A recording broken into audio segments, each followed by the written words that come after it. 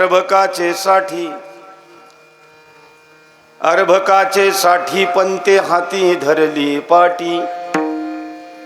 तैसे संत जगी क्रिया करुणी दाविती अंगी। बाळकाचे चाली माता जाणून पाऊल घाली। तैसे संत जगी क्रिया करुणी दाविती अंगी। तुका म्हणे नाव जनासाठी उदकी ठाव। तुका म्हणे नाव जनासाठी उदकी ठाव। तैसे संत जगी क्रिया करुणी दाविती अंगी।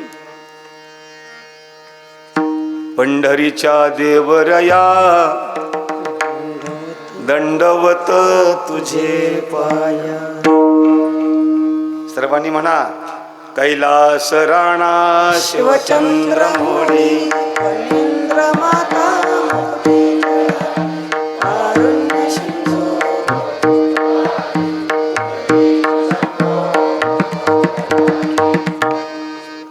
जयांचे केलिया स्मरण। होय सकळ विद्येंचे अधिकरण। तेची वंदू चरण श्री गुरूंचे ते नमस्कारोनी आता। अर्भकाचे साठी पंते हाती धरली पाटी। तैसे संत जगी क्रिया करुणी दाविती अंगी। इतकं वेळेत बसवायला लागतंय असं आहे। मग त्याला बोलायला वेळ मिळत नाही, मग असं होऊन बसतं। आता तुमच्या आणि माझ्याकरता बरोबर 1 तास राहिला माझ्या कीर्तनाचा, खटवांगरायाचा म्हणत नाही मी। खूप आनंद वाटला हा पुरुषोत्तम मास। आवाज कमी ठेव, अगदी आवाज कमी, गोंगाट नाही झाला पाहिजे। एखादा नाही ऐकाय गेलं तर चालेल। पुरुषोत्तम मास, मलमास, अधिक मास, धोंडा मास, पुरुषोत्तम मास। आणि प्रत्येक अधिक मासामध्ये या सुळकेश्वराच्या प्रांगणामध्ये चालणारा हा खूप मोठा उत्सव आहे। कारण या कार्यक्रमाशी मी एकरूप आहे त्याला 12 वर्ष झाली। प्रत्येक अधिक मासामध्ये माझं कीर्तन, कधी जागर काला असेल, कधी नुसताच काला असेल। या वर्षी मात्र थोडासा आत आलो। काही कीर्तनकारांच्या थोड्याशा तारखेच्या अडचणीमुळं अशावेळी कार्यकर्त्यांना काय करावं ते कळत नाही। आपल्या माणसाला तर सोडायचा नाही, तो कुठंतरी बसला पाहिजे। हे तुमचं असणारं माझ्यावरचं प्रेम आहे। तसं पाहिलं तर कार्यक्रमाची पत्रिका पाहिल्यानंतर खूप मोठा हा कार्यक्रम आहे। याचं कारण महाराष्ट्रातले सगळेच कीर्तनकार मी सोडून दिग्गज कीर्तनकार आहेत। आणि याच्यामध्ये माझं नाव म्हणजे मी मोठा आहे असं मला वाटायला लागलं।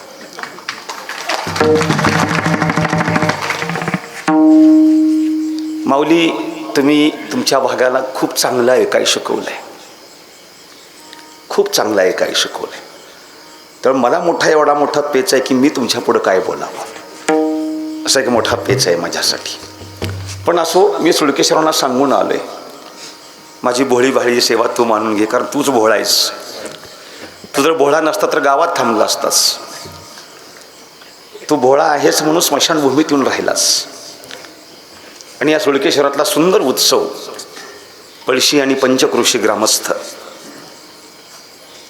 आणि गेले या कार्यक्रमाशी नित्यानं एकरूप असणारे श्री आदरणीय श्री हरिभक्तीपरायण अर्भट महाराज, खूप त्रासाचं आहे। काकडा करायचा, ज्ञानेश्वरीचं गाथ्याचं पारायण करायचं, पुन्हा हरिपाठ करायचा, पुन्हा कीर्तनामध्ये साथ्याला उभं राहायचं। इतकं सोपं काम नाही हे। पण तुमच्या प्रेमासाठी हरिपाठामध्ये सुद्धा आहेत आणि कीर्तनामध्ये सुद्धा आहेत। त्यांच्यासोबतचे गाणारे थोडासा एका ॲक्सिडेंटमुळे थांबले गेले, म्हणून आपल्या भागातले गाणारे बोलवले, पण त्यांना कीर्तन मिळालं आज कुठंतरी। ही सगळी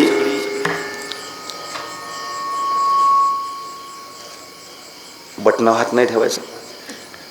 योगेश महाराज यांच्या संस्थेतली सगळे विद्यार्थी, आमच्या सगळ्या ह्या ताईसाहेब कीर्तनाकरता उभा आहेत.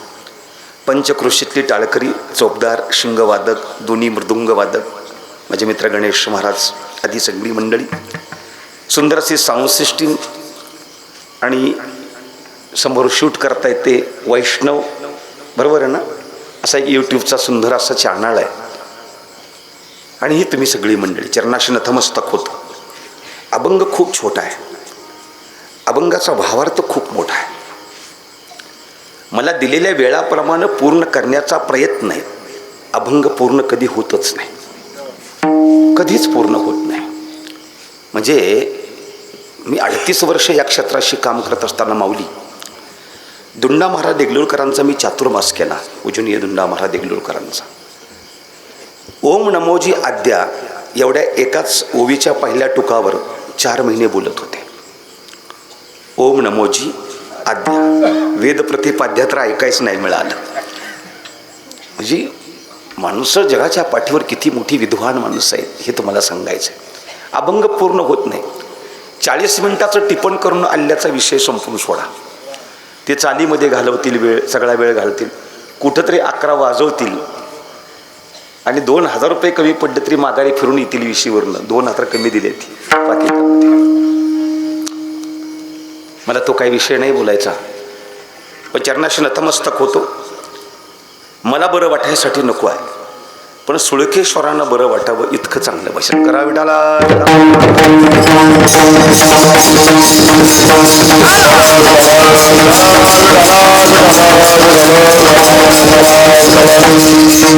संत मंडळीमध्ये ज्यांनी जगाच्या पाठीवर जगद्गुरु ही पदवी प्राप्त केली ते देहूचे श्रीमान श्रीमंत जगतवंद जगद्गुरु तुकोबरांच्या गोड अशा गाथ्यामध्ये ज्या तुकोबरांनी छातीवर हात मारावा आणि जगताला सांगत राहावं, वेदाचा तो अर्थ आम्हासीच ठावा. ज्या तुकोबरांना वेदाचा अर्थ कळाला गेला, 4ही वेद या गाथ्यामध्ये भरावे. सर्वसामान्य माझ्या मराठी भाषिकांना वेद कळणार नाही याची जाण त्या काळामध्ये माझ्या संत तुकोबांना व्हावी. अजून थोडासा आवाज कमी करा. वेद विद्वानांना कळतो, वेद पांडित्यांना कळतो, वेद ब्राह्मणांना कळतो. सामान्यांना वेद कळावा याची जाण झाली ती फक्त आणि फक्त माझ्या संत तुकोबांना झाली. आणि म्हणून या महाराष्ट्र भूमीला मोठे महान संत मिळाले. एक ज्ञानोबा ते संत तुकोबा. बहिणाबाई महाराज सांगू लागल्या की ज्ञानदेवी रचला पाया तुका झाला असे कळस. मॅडम खाली बसा, तुम्ही समोर बसला तर बरं वाटेल. या पुढं. ज्ञानदेवी रचना पाया तुका झाला असे कळस.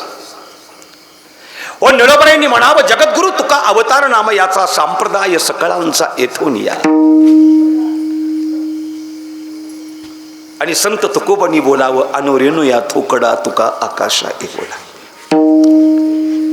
ज्याची आकाशा एवढी मोठी महान व्याप्ती आहे, महान ख्याती आहे, ते श्रीमंत संत तुकाराम महाराज आणि बहिणाबाई महाराज या संत मांदिरल्याचं वर्णन करत असताना त्यांनी सांगावं, अहो नातानी भागवत नावाचा खांब उभा केला, ज्ञानोबानी त्याचा पाया रोवल्यामुळं, नातानी भागवत नावाचा खांब उभा केल्यामुळं माझ्या संत तुकोबांनी त्याच्यावर कळस ठेवला गेला.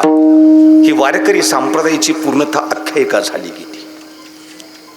पण ज्या बहिणाबाई महाराज, हो अरे इको ठेवला का रे दादानी? ह्या गणेश नाही, हा गणेश आहे ना. वारकरी संप्रदाय करता ज्ञानोबा आणि तुकोबा इतके महान संत होऊन गेले. त्या खानदेशातल्या बहिणाबाई महाराजांनी सांगितलं गेलं. आरबट महाराज विदर्भातले. आता खूप टेम्परेचर आहे तुमच्याकडं. बरं झालं तुम्ही इकडं आला. उन्हाळा संपेपर्यंत इथंच राहा सुळकेश्वराजवळ.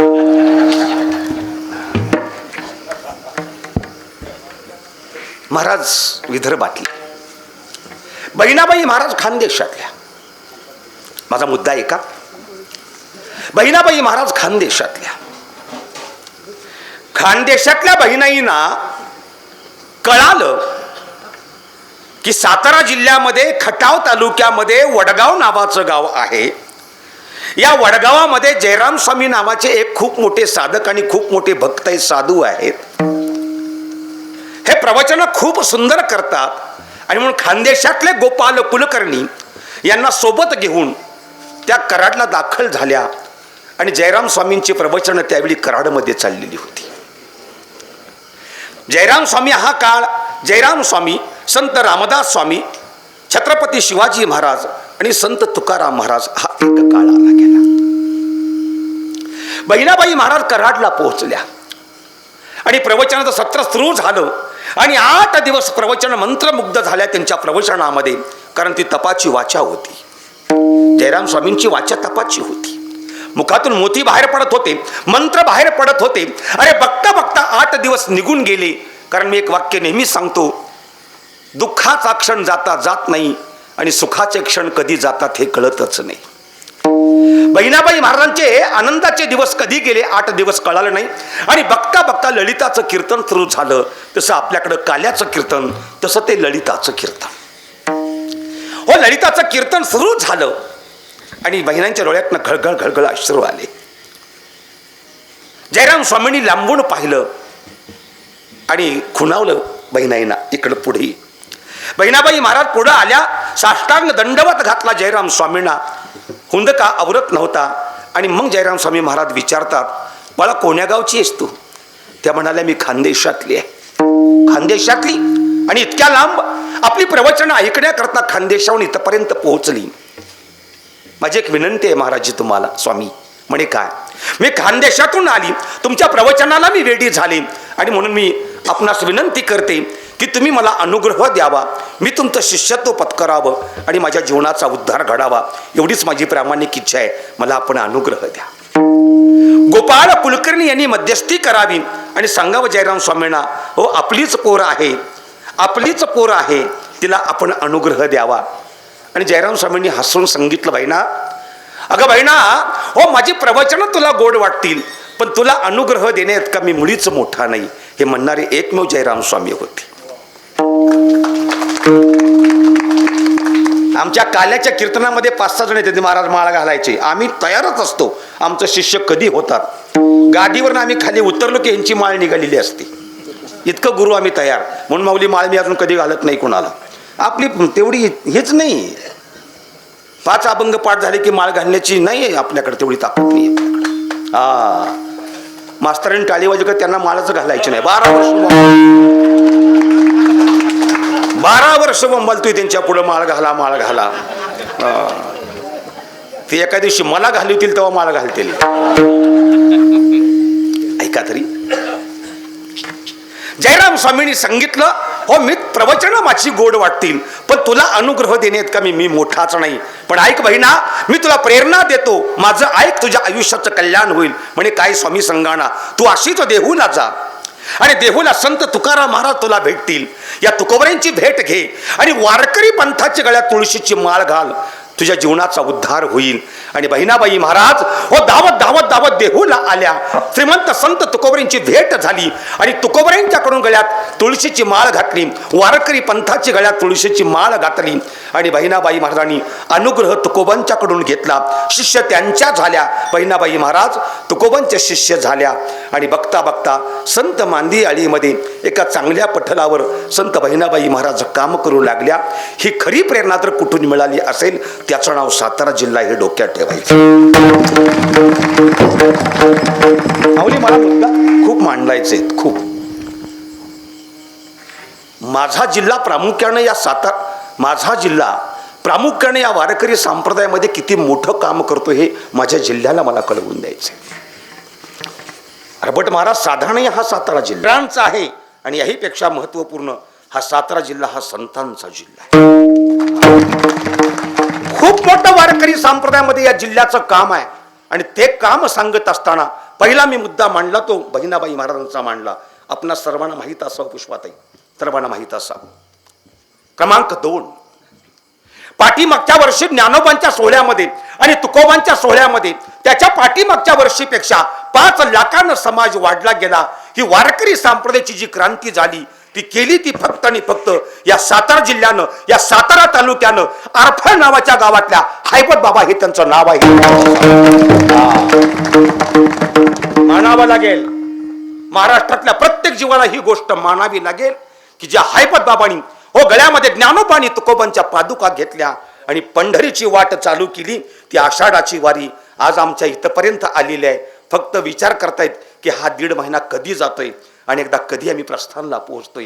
जो हाडाचा वारकरी त्याला वेद लागले वारीचे, ज्यांच्या जीवनामध्ये वारकऱ्यांच्या जीवनामध्ये अंतकरणामध्ये वारीचे आणि पांडुरंगाचे वेद लावणारे एकमेव आरफळचे हैबत बाबा हे त्यांचं नाव होतं. एवढंच नाही माऊली, हैबत बाबांच्या भजनामध्ये संत ज्ञानोबांची समाधी डोलत होती, हे लक्षात असो. बाबांच्या भजनामध्ये संत माऊलींची समाधी डोलत होती. हैबत बाबांचं भजन 7 ते 9, 9 ते 11, 10 ते 12 भजन नव्हतं. हैबत बाबा रात्रीच्या वेळी जेवण करून मंदिरामध्ये माऊलींच्या समोर येऊन उभा राहायचे विना घेऊन आणि काकडा करून निघून जात होते ते हैबत बाबा. आणि बघता बघता बाबांच्या लक्षात आलं की माऊलींची समाधी डोलते भजनामध्ये. म्हणून हैबत बाबा लोकांना सांगू लागले, कुजबुजू लागले, अहो बघा ना, म्हणे काय माऊलीची समाधी डोलते. लोक अशी बघायची पण लोकांना दिसायचं नाही. लोकांनी मूर्खात काढलं हैबत बाबांना, वेड्यात काढलं. अरे वेडा लागले त्या हैबत बाबाला.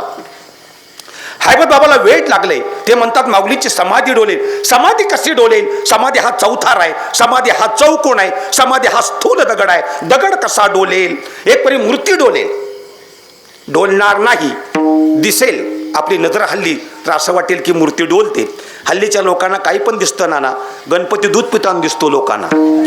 आयुष्य तुमचं गेलं ज्ञानेश्वरी वाचून वाचून वाचून. स्वप्नात देव नाही तुमच्या अजून आला. का त्यांनी सांगावा आला देव म्हणून? स्वप्नात नाही ना.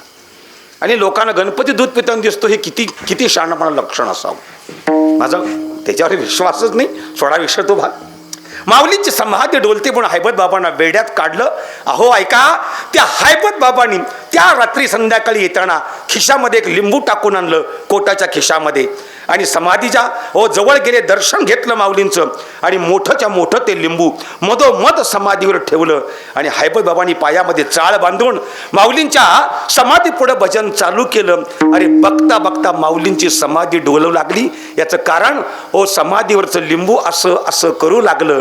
आणि मग संपूर्ण लोकांना कळालं हैबत बाबांच्या भजनामध्ये संत ज्ञानोबांची समाधी डोलते. हे लक्षात. मी का सांगतो?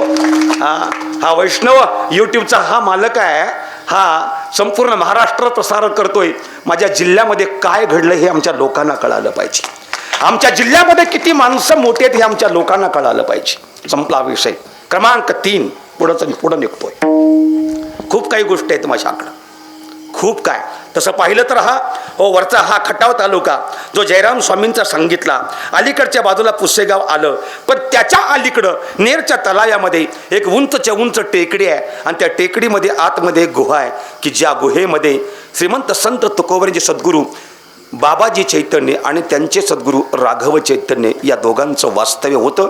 याचा अर्थ श्रीमंत संत तुकोबराया हे सातारा जिल्ह्यातले आणि त्यांचे सद्गुरू सुद्धा या सातारा जिल्ह्यामध्ये येऊन तपश्चर्या करून गेले. ती ही टेकडी आहे नेरच्या तलाव्यातली. कधीतरी आठवणपूर्वक जा. कधी ज्या काळामध्ये उपास असतात ना तुमचे सूर्यनारायणाचे, त्यावेळी जा. आजही मंडळी तिथली ख्याती आहे, खोटं बोलत नाही. या नारदाच्या गादीवर 7 दिवसापुरतं ते मंदिर उघडलं जातं. 7 दिवसानं ते मंदिर बंद केलं जातं. ते पुढल्या वर्षीच उघडलं जातं. ज्यावेळी उघडलं जातं त्यावेळी पाठीमागच्या वर्षी लावलेला दिवा तेवतच असतो, चालू असतो. ही ख्याती आहे तिथली, हे लक्षात. साधं नाही. राघव चैतन्य आणि बाबाजी चैतन्य दोघं जण कर्नाटकाकडे चालत असताना बरेच दिवसाचा मुक्काम पडला. तिथं समाधी नाही. समाधी त्यांची मत्याळ आहे. कर्नाटकामध्ये समाधी आहे राघव चैतन्यांची. आणि समाधी झाल्यानंतर बाबाजी चैतन्य माघारी आले. ते ओतूरला आले फाट्याच्या नजीक ओतूरला आले. आणि बाबाजींनी विचार केला आता आपण ही समाधी घ्यावी. या विचाराशी बाबाजी चैतन्य एकरूप झाले. आणि त्या रात्री बाबाजी चैतन्यांना दृष्टांत झाला. कुणाचा? राघव चैतन्यांचा, त्यांच्या सद्गुरूंचा. त्यांनी सांगितलं बाबाजी तुम्हाला समाधी घेता येणार नाही. त्यांनी प्रश्न स्वप्नामध्ये केला, गुरुजी का नसावी? याचं एकच कारण, समाधी घेता येईल पण तुम्हाला एक काम करावं लागेल. त्याआधी म्हणे काय, देहूच्या संत तुकोबरायांना तुमच्याकडनं अनुग्रह झाल्याशिवाय तुम्हाला समाधी घेता येणार नाही. हे राघव चैतन्यांनी स्वप्नामध्ये दृष्टांत दिला. तुकोबराया आणि बाबाजी चैतन्य या दोघांची भेट नाही म्हणून बाबाजी चैतन्य संत तुकोबांच्या स्वप्नामध्ये गेली. ती पहाटेची वेळ होती, अभंग सांगण्याची गरज नाही. बरोबर आहे, अभंग सांगण्याची गरज नाही. पहाटेच्या वेळी बाबाजी चैतन्य स्वप्नामध्ये तुकोबांच्या गेले आणि स्वप्नामध्ये अनुग्रह दिला. बाबाजी चैतन्यांनी संत तुकोबरायांना अनुग्रह दिला. माझा मुद्दा इथपर्यंत सांगायचे, तो सातारा जिल्हा. क्रमांक 4, याच खटाव तालुक्यामध्ये शिरसवडी नावाचं गाव आहे. वंजारी समाजाचे संत शेखोबा दादा पडळकर हे त्यांचं गाव. पण शिरसवडीशी समाधी घेतली त्यांनी. पण सातारची जलमंदिरची गादी, जिथं उदयनजी राजे राहतात, ही गादी छत्रपती शाहू महाराजांची गादी आहे. आणि या गादीला कीर्तन चालायचं शेखोबा दादांचं कीर्तन चालायचं. वारकरी कीर्तन, आता वारकरी होत नाही, नारदी होतात जलमंदिरला. वारकरी कीर्तन चालायचं. दादा वास्करांच्या फडावरली. याचा कारण मल्लाप्पा वास्करांची माळ, म्हणजे तुकोबांचे विद्यावंशज मल्लाप्पा वास्कर, या मल्लाप्पा वास्करांची माळ शेखोबा दादांच्या गळ्यामध्ये आली. आणि शेखोबा दादा जलमंदिरच्या राजवाड्यामध्ये कीर्तनाकरता उभा राहिली. स्वतः महाराज साहेब पुढे कीर्तनाकरता बसलेले होते. कीर्तन रंगाला आलं. चालू कीर्तनामध्ये दादांनी असा हात चोळला आणि कीर्तन चालूच होतं. झालं कीर्तन दादांचं, आरती झाली, दर्शन झालं सगळ्यांचं. आणि शेवट महाराज साहेब दर्शनाकरता दादांच्या आले आणि हात जोडले. दादा कीर्तन मोठं गोड केलं. महाराज म्हणाले, दादा हसले. पण दादा एक बोलू, म्हणे काय, तुम्ही कीर्तनामध्ये असा हात का चोळत होता? कारण पूर्वीच्या काळामध्ये हात चोळणं हे अवलक्षणीय समजायचे. तुम्ही कीर्तनामध्ये असा हात का चोळत होता? आणि याहीपेक्षा कीर्तनामध्ये एवढा सुद्धा अभिनय चालत नाही. कीर्तनामध्ये बाळांना ऐकतं ना दवे, कीर्तनामध्ये एवढा सुद्धा अभिनय चालत नाही. गादी हल्ली पूर्ण कीर्तनकारास नाही, एवढा सुद्धा अभिनय चालत नाही. दादाच्या डोळ्यातनं अश्रू आले आणि दादाने आपला हात पुढे केला, डोळे झाकलेने हात पुढे केला. हात काळे मिट्ट आणि हातावर मोठे मोठे पांढरे फोड. दादांचा हात होरपळला होता, भाजला होता. म्हणून महाराजांनी आश्चर्याने ओरडले, दादा हे काय? काही नाही हो, तुमच्या जलमंदिरला राजवाड्यामध्ये माझं कीर्तन चाललंय. डोळे झाकले भजन करताना आणि नजर गेली पंढरपुरामध्ये पांडुरंगाकडं. कोण एक भक्त देवाची शेजारती करत होता आणि डोळे झाकून आरती ओवाळत होता. डोळे झाकून आरती ओवाळता ओवाळता त्याचा हात अचानकपणे पुढं पुढं पुढं पुढं गेला आणि अचानकपणे एक त्यातली ज्योत देवाच्या शेल्याला लागली. शेल्यानं पेट घेतला. नशीब मी तिथं होतो, तो विझवत होतो म्हणून हात सोडत होतो. कुठं? साताऱ्यात. हे लक्षात असो. साताऱ्यामध्ये कीर्तन दादांचं चालू आहे आणि पंढरीच्या पांडुरंगाचा शेला विझवतात ते दादा, संत शेखोबा दादा. सातारा जिल्हा साधारण नाही. अरबट महाराज, आज तुम्ही गोड गाताय, खूप छान कीर्तन करताय. तुमचा माझा खूप जुना परिचय आहे. पण एक लक्षात ठेवा, तुम्ही विदर्भातले आहात आणि म्हणून मी आमच्या लोकांना कळवून देतो, कीर्तनामध्ये संगीत नावाचा जो विषय आहे, कीर्तनामध्ये संगीत नावाचा जो विषय आहे, तो आणला तो फक्त आणि फक्त या सातारा जिल्ह्यातल्या कोरेगाव तालुक्यातल्या तांदुळवाडी या गावातले वैकुंठवासी खाशा बापू कोकाटे हे त्यांचं नाव आहे. जुन्या लोकांच्या लक्षात लगेच आलं असेल. मामासाहेब दांडेकरांच्या कीर्तनामध्ये बापूंची चाल असायची. मामांचं आणि बापूंचं एवढं मित्रत्व होतं. आणि मामा म्हणाले, बापू मला गायन शिकवायला का हो? आणि बापू मामांना गाणं शिकवत होते. बघता बघता मामांना संगीताचं इतकं वेड लागलं, कीर्तनामध्ये संगीत असावं इतकं वेड लागलं.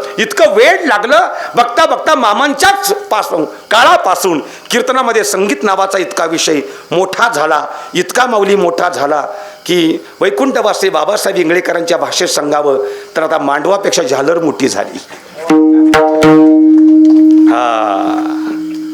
किती गावं आणि किती म्हणावं हेच काय कळत नाही. पण हे जे चालू केलं ना, ते फक्त आणि फक्त या सातारा जिल्ह्यानं हे पुन्हा डोक्यात ठेवावं.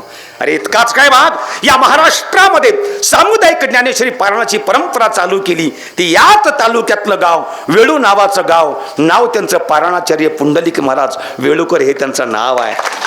माऊली, मी 3 मुद्दे नेहमी सांगतो. एक काला भगवान परमात्मा कृष्णाने गोकुळामध्ये केला. दुसरा काला पंढरपुरामध्ये झाला. एकच टाळी झाली चंद्रभागे वाळवंटी, माझा ज्ञान राजा गोपाळ असेल ह्या वाटी. हो, चंद्रभागेच्या वाळवंटामध्ये दुसरा काला माझ्या संत ज्ञानोबांनी केला. आणि तिसरा काला या महाराष्ट्रामध्ये या सामुदायिक पारणाच्या निमित्तानं वैकुंठवासी पुंडलिक महाराज वेळुकरांनी केला, हे लक्षात असावं. आणि शेवटचा मुद्दा मांडून मी माझ्या अभंगाकडे येतो. शेवटचाच मुद्दा, अर्भट महाराज आळंदीपासून पंढरपुरापर्यंत, देहूपासून पंढरपुरापर्यंत लाखो लोकांच्या हातामध्ये एक भजनी मालिका असते. त्याच्या पहिलंच नाव आहे वैकुंठवासी नामदेव अप्पा शामगावकर, हे त्यांचं नाव. आणखीन काय या जिल्ह्यानं करावं, काय जिल्ह्यांना करावं, तरी मागं लागायला लागतं का माळा घाला म्हणून तुमच्या. ज्या जिल्ह्यानं महाराष्ट्र घडवला, ज्या जिल्ह्यानं महाराष्ट्र घडवला वारकरी संप्रदाय करता, तो हा सातारा जिल्हा आहे, हे लक्षात ठेवावं. आणि म्हणून मी मुद्दा मांडला, ज्ञानदेवी रचला पाया, तुका झाला से कळस, माझा मुद्दा. विठाला विठाला.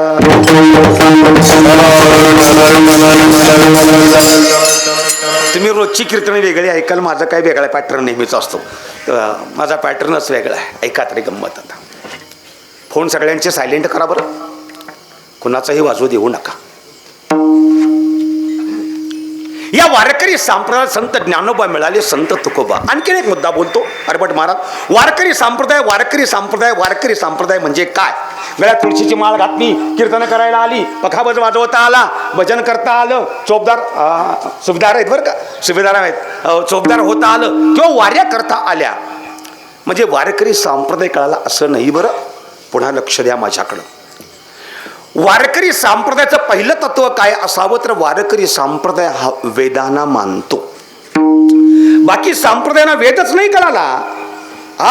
माझा ऐका, वेदच कळाला नाही. आणि वेद कळाला असता तर प्रवाहानं ज्या आले त्या प्रवाहानं निघून सुद्धा गेले नसते. टिकला तो वारकरी संप्रदाय. आज सुद्धा प्रत्येक गावात, या जिल्ह्यामध्ये, या तालुक्यामध्ये, प्रत्येक गावागावात अनेक संप्रदाय डोकं वर काढतायत, हाका देत आहेत, तुम्ही आमच्यावर झाला, बसा गाडीत तुम्ही, हो अमकं करू तमकं करू. आमची भोळी बाबडी माणसं वेळी होऊन त्यांच्या पाठीशी लागतात आणि त्यांची व्हायचा प्रयत्न करतात, पण ते बुडून जातात, हे त्यांना कळत नाही. म्हणजे लक्षात ठेवा, सोळकेश्वरांची शपथ घालतो तुम्हाला, दुसऱ्या संप्रदायामध्ये पाऊल टाकू नका. एकच फक्त वारकरी संप्रदाय जो जीवनाचा उद्धार करेल. बाकी करू शकत नाही, काहीच करू शकत नाही. बाकीचे संप्रदाय तरी मला मारायला आले तरी मी सांगेन त्यांना. माझ्या ज्ञानोबा आणि तुकोबांची जी तत्व आहे ते बाकी संप्रदाय तत्वच नाहीत. कुठं तत्व तुम्हाला पाहायला मिळायची नाहीत.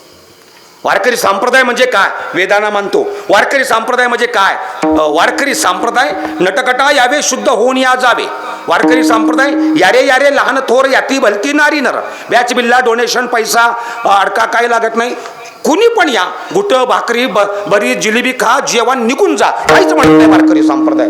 ते काय जेवाय पुरतं झाला होता का काय, असंही काय म्हणत नाही. सकळासी येते आहे, सकळासी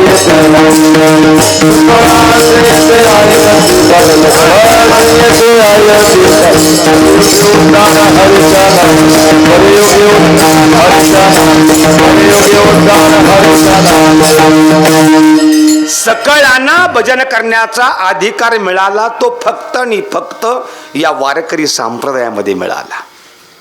आता प्रमाणासहित तुम्हाला सांगितले, अजूनही शहाणं व्हा. सर्वांना अधिकार येत आहे, कोणाला असं नाही, कोण कोणाला काय म्हणत नाही, तो जुना आहे म्हणून तो पुढं तो नवा आहे म्हणून मागं असं नाही. सगळ्यांना अधिकार एकच आहे वारकरी संप्रदाय. पुढं क्रमांक 4 जरा ऐका बारीक. आता या वारकरी संप्रदायाला एक तीर्थक्षेत्र मिळालं.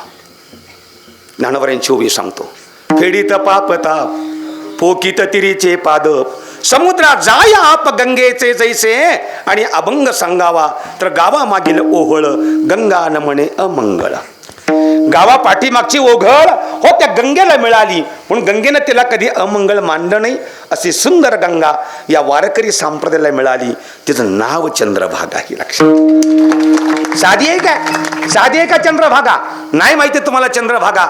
अरे चंद्रभागा हो पंढरीच्या वेशीपर्यंत भीमा नावानं आली आणि पंढरी सोडून पुढे निघाली, भीमा नावानंच वाहू लागली. मर्यादित अंतरा करता झाली तिचं नाव चंद्रभागा आहे. साधी नाही बरं का मास्तर. ऐका, कुंभमेळ्याला मागचा प्रयागचा मोठा कुंभमेळा झाला.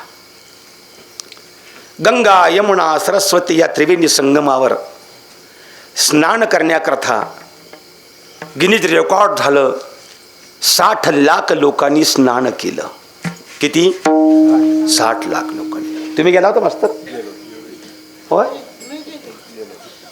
पुण्य सगळं जाळूनच आलाय तुम्ही इकडं पाकस. ऐका खरं, मला नाही जमलं मास्तर, मला जायला जमलं नाही. मला जायचं होतं नाही, पण फुकट कोण नेणार ना. ऐका,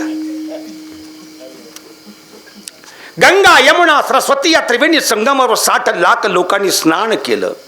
मौनी अमावस्येला माझी खूप इच्छा झाली आणि म्हटलं जाऊया. ड्रायव्हरला सांगून ठेवलं आपण जाऊया, बरं गाडी चांगली आहे आपली, आपण पण खूप पाकिटं घेतली, ती मारूया 3 बुड्या.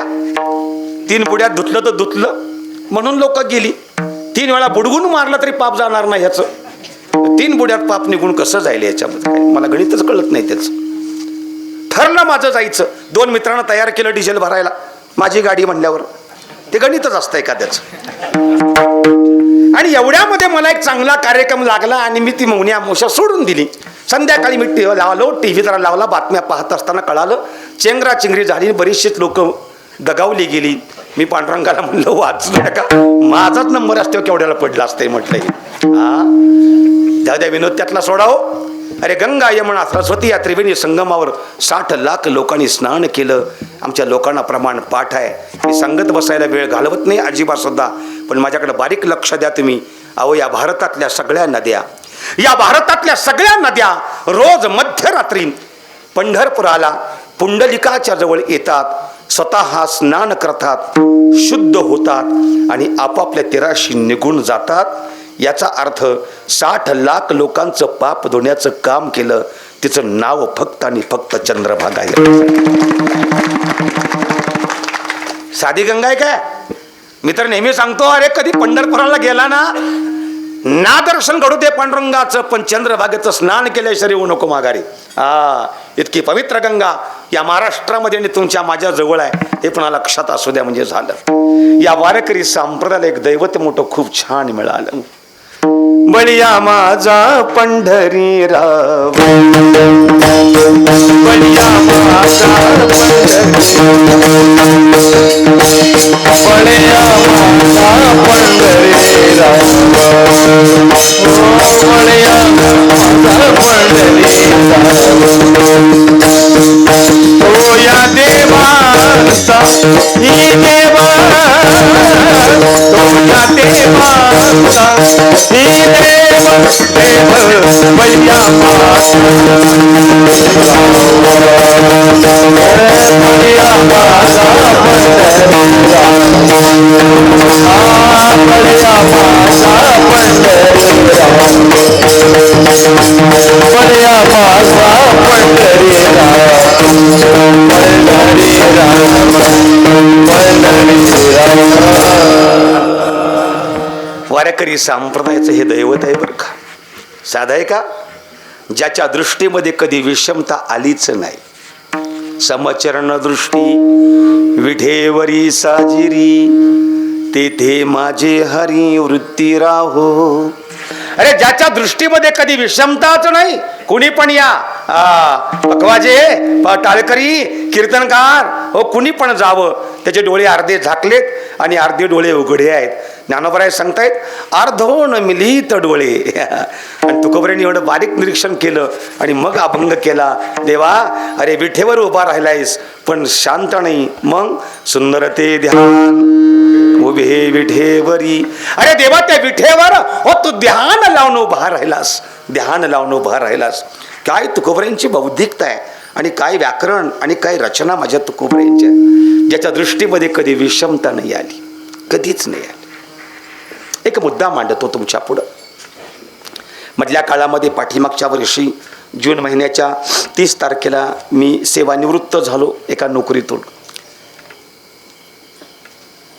पण नोकरी करत होतो मी 38 वर्षाची.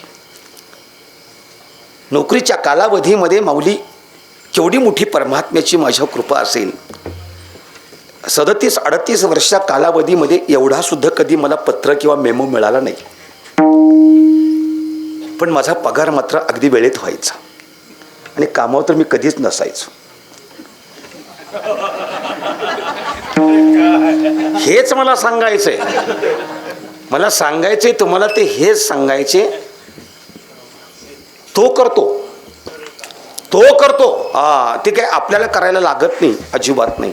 आणि असंच कीर्तन माझं खाली कुर्डुवाडीला मोठा उत्सव होता आणि मी एकटाच, बहुतांशी एकटाच माझा प्रवास असतो, मी कोण बरोबर घेत नाही.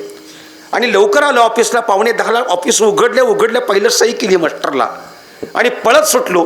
तसा माझा एक मित्र मोठ्यानं ओरडला, बुवा ही आपल्याकडची भाषा आहे, यांच्याकडे जावा बाबा असं म्हणते. आपल्याकडे बुवा, उगीच मुद्दाम कीर्तनकाराकडे बघायचं नाही का, आज कुठला बुवा आहे रे, जणू काही ना ठरवून आणला या, कुठला बुवा आहे रे. मला इतका राग आला ना, म्हणजे काय रे, मी असं मोठ्यानं बोललो त्याला, ऑफिसमधला मित्र माझ्या. नाही आज कुठल्या गावावर, मी म्हणलो कुर्डुवाडीला चाललोय. मग इतक्या लवकर, अरे जाता जाता या पंढरपूर मार्गे प्रवास आहे ना, भगवंताचं दर्शन घडेल म्हणून मी लवकर निघालो. तसा पळत आला गाडीकडं आणि दरवाजाला हात घातला, मी काच खाली केली. काय नाही म्हणलं, पंढरपूरला निघालाय म्हणे. हो मी येऊ का. मला इतकं बरं वाटलं हो, म्हणजे चल ना गाडी, जागायचं आहे, मोकळीच आहे. तसं नाही हो, हे पंढरपूर कसलं आहे ते मी अजून बघितलंच नाही. मला इतकं वाईट वाटलं, जगाच्या पाठीवर किती पापी माणसं अजून फिरतायत, त्यांनी पंढरपूर पाहिलं. मी म्हणलं बस लवकर, डबा घेऊन आलो, पाण्याची बाटली घेऊन आलो, हो लवकर ये म्हटलं. आला, बसला माझ्या गाडीत आणि निघाली माझी गाडी. पहिला त्यानं फोन काढला, मला घरी सांगितलं पाहिजे. हो, आणि फोन केला बायकोला, त्यानं लगेचच फोन केला. ती म्हणजे का हो, पोचला का नाही ऑफिसला. लगेच मला फोन केलाय, आवाज येत होता ना सगळा बाहेर मला. तो म्हणला काही नाही गं, आमच्या ऑफिसमधले बुवा पंढरपूरला निघालेत आणि त्यांच्यासोबत मी सुद्धा पंढरपूरला निघालोय. तिला धक्काच बसला, ओरडली मोठ्यानं, काय बोलताय. कारण तिलाच माहित होतं किती नालायक गिरायक आपलं ते. मी जरा बघितलं त्याच्याकडं, ती मोठ, तुम्ही आणि पंढरपूरला. ती हसायला लागली. हो मीच निघालोय पंढरपूरला, आमच्या ऑफिसमधले बुवा निघालेत, त्यांचं कीर्तन आहे, आम्हाला याला पहाट होईल माघारी असं सांगू लागले. मग ती म्हणते ऐका ना म्हणे, काय डबा घेतलाय का, पाण्याची बाटली घेतली का, गोळ्या घेतल्या त्या का, व्यवस्थित जावा, गर्दीत जास्त शिरू नका आणि माघार रात्रीचं येताना झोपू नका, लक्ष द्या त्या बुवांच्यावर. त्याला काय मारायला निघालोय का मी. सहजच बोलते, मी ऐकतोय सगळं हो, आणि ती हसते माझ्याकडे बघून. आणि पुन्हा शेवट म्हणली ऐका म्हणे, काय फोन ठेवती, मला गडबड आहे, पण निघालाय पंढरपूरला, पण माळबीळ घालाल. तो म्हणला काय येडाय काय मी. मग मला कळालं येडी माणसं माळा घालत नाही.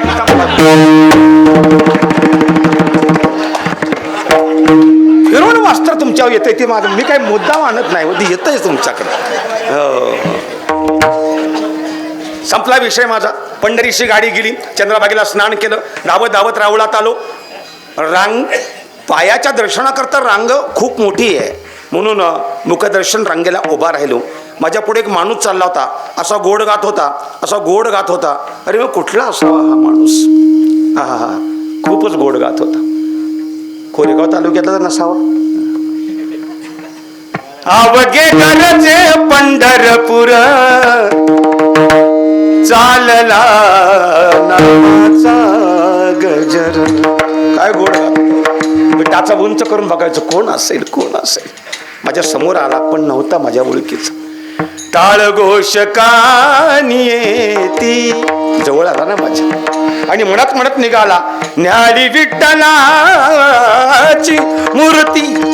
पण तोंडाचा इतका घाण वास आला. मग म्हटलं हे कोरेगाव तालुक्यातलं नसावं. आमच्या तालुक्यात नाही ती असली माणसं. माझा दृष्टांत संपला. मला एकच सांगायचंय, माझ्या भगवंताच्या दृष्टीत कधी विषमता नाही आली कोणासाठी, विषमता नाही आली. शेवटचा मुद्दा मांडतो आणि अभंगाला येतो. या वारकरी संप्रदायाला मोठे महान संत मिळाले. एक ज्ञानोबा ते संत तुकोबा. मी नेहमीच माझ्या प्रेम, अगदी आवडीचा माझा विषय, आणि तोच मी सांगतो. वारकरी संप्रदायाला संत ज्ञानोबांसारखी आई आणि तुकोबांसारखा एक बाप मिळाला. म्हणून साधका तू माऊली, पिके सारस्वत तुझी या पाऊली, या कारणी मी सावली न संडी तुझी. सुंदर माऊली. आई, माता, माऊली. जन्म देते तिला आई म्हणावं, संस्कार करते तिला माता म्हणावं, आणि उद्धार करते तिला माऊलीच म्हणावं. वेदशास्त्र देती वाणी माझी, वेदशास्त्र देती वाणी, वेदशास्त्र देती वाणी, वेदशास्त्र देती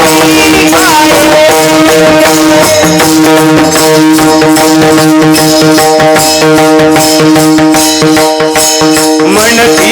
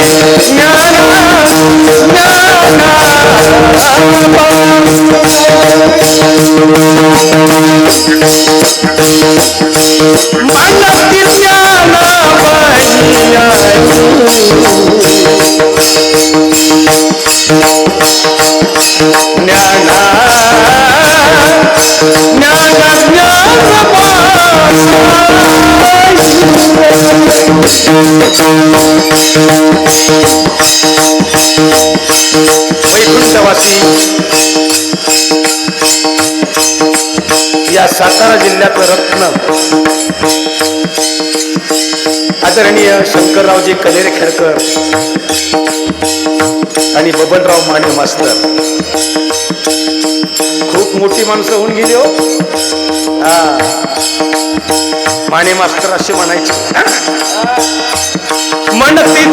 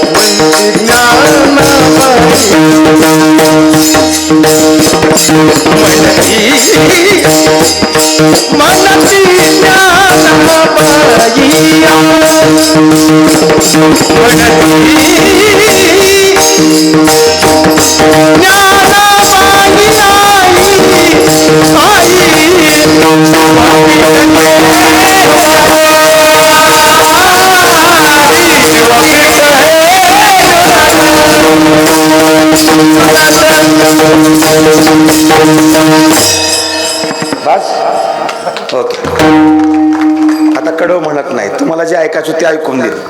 या एको बंद कर मला लगेच. या वारकरी संप्रदाय करता संत ज्ञानोबांसारखी एक आई आणि तुकोबांसारखा एक बाप मिळाला. ऐका हो, माझ्या ज्ञानोबांना ज्ञानाई म्हणावं, ज्ञानदेवी म्हणावं, ज्ञानाई म्हणावं, अथवा तिला माऊली म्हणावं. ज्ञानोबा पुरुष आहेत, हाक मारताना स्त्रीलिंगी शब्द वापरावा. माऊली, ज्ञानाई, ज्ञानाबाई, ज्ञानदेवी म्हणणारे सगळे आमचे वारकरी. म्हणून आळंदीमध्ये शिक्षण घेणारा प्रत्येक माणूस आईच्या रूपामध्ये ज्ञानोबांना पाहत असतो, आईच्या रूपात. याचं कारण माझ्या ज्ञानोबांची भाषा साच आहे, मवाळ आहे, मिथुल आहे, रसाळ आहे आणि अमृतासारखा शब्द आहे. ज्ञानोबा ज्ञानेश्वरीमध्ये अनेकदा जी असं म्हणतात. जी, पूर्वीची माणसं हाक मारल्यावर जी म्हणायची, आता जी येतच नाही म्हणायला कोणाला. वैकुंठवासी पूजनीय पुंडलिक महाराज वेळूकरांना जी म्हणणारी माणसं खूप आवडायची. जी म्हणला तर त्यांना बरं वाटायचं, अन्यथा बरं वाटायचं नाही. जी म्हणतात, ज्ञानोबा जी म्हणतायत. ज्ञानोबा वारकरी संप्रदायाची आई आहेत आणि म्हणून महाराज विदर्भातले आहेत. आठवण म्हणून नाव मुखात त्यांचं माझ्या आलंच पाहिजे. प्रज्ञा चक्षु संत गुलाबराव महाराज माधाळकर.